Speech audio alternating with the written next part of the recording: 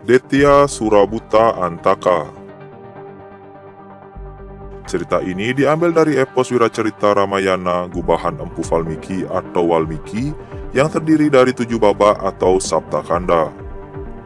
Adapun lakon Satu Banda Punggal ini diadopsi dari cerita bergambar karya R.A. Kosasih yang menceritakan kisah Ramayana. Secara garis besar, cerita ini mengisahkan perjalanan Sang Ramadewa untuk menyerang kerajaan Alengka yang dibantu oleh bala tentara kera pimpinan Sugriwa atau Yudhakanda.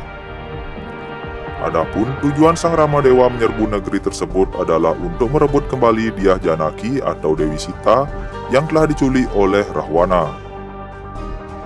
Namun negeri Kosala atau Ayodhya dan Alengka dibatasi oleh samudra sehingga Sang Ramadewa memerintahkan Sang Nala atau Kera Merah putra dari Resi Wiswamitra untuk memimpin pembangunan jembatan atau Kreteg Setubanda.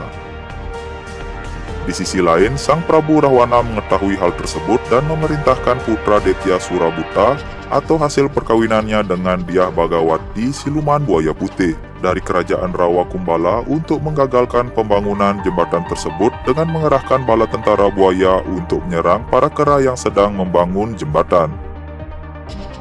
Pertempuran pun tak terhindarkan antara bala tentara Ramadewa dan Detya Surabuta.